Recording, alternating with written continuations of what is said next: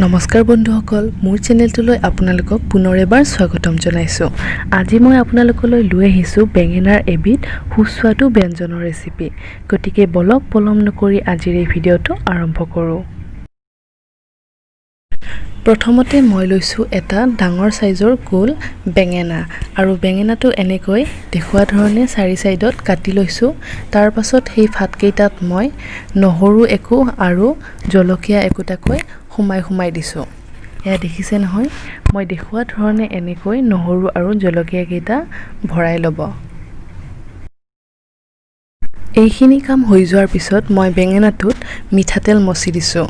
তাৰ পাছত গেছটো অন কৰি ইয়াত বেঙেনাটো মই পুৰি ল'ম, যাতে ভালদৰে ভিতৰ ফালে সিজি যায়। ভালদৰে ঘূৰাই বেঙেনাটো ভালদৰে পুৰি ল'ব। এয়া মোৰ বেঙেনা পুৰি হৈ গ'ল।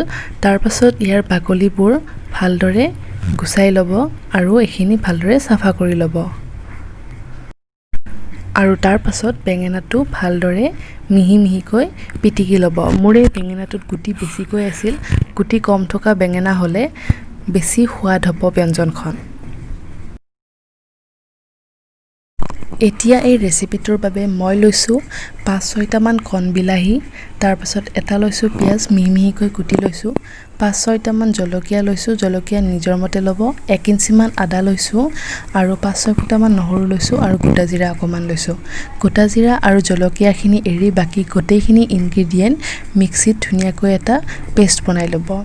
এতিয়া গেছত পেন এখন বহাই মই ইয়াত মিঠাতেল দি দিছোঁ আৰু তেলখিনি গৰম হোৱাত মই গোটা জিৰাখিনি ইয়াত দি ভালদৰে ফুটিবলৈ দিম।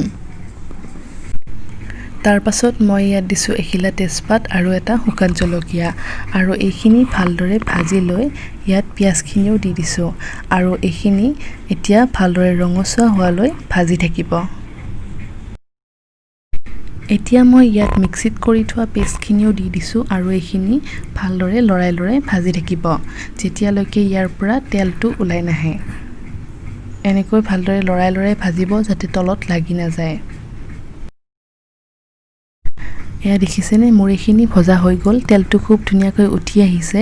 তাৰ পাছত মই ইয়াত দিছোঁ প্ৰায় 1 চামুচমান হালধি গুড়ি আৰু আন্দাজমতে নিমখ আৰু এইখিনি দিয়াৰ পিছত মই ইয়াত পিটিকি থোৱা বেঙেনাখিনিও দি দিম আৰু এইখিনি ভালদৰে লৰাই মিক্স কৰি ল'ম। আৰু এইখিনি মই কিছু সময় ঢাকন নিদিয়াকৈ এনেকৈয়ে লাৰি ভাজি আছোঁ।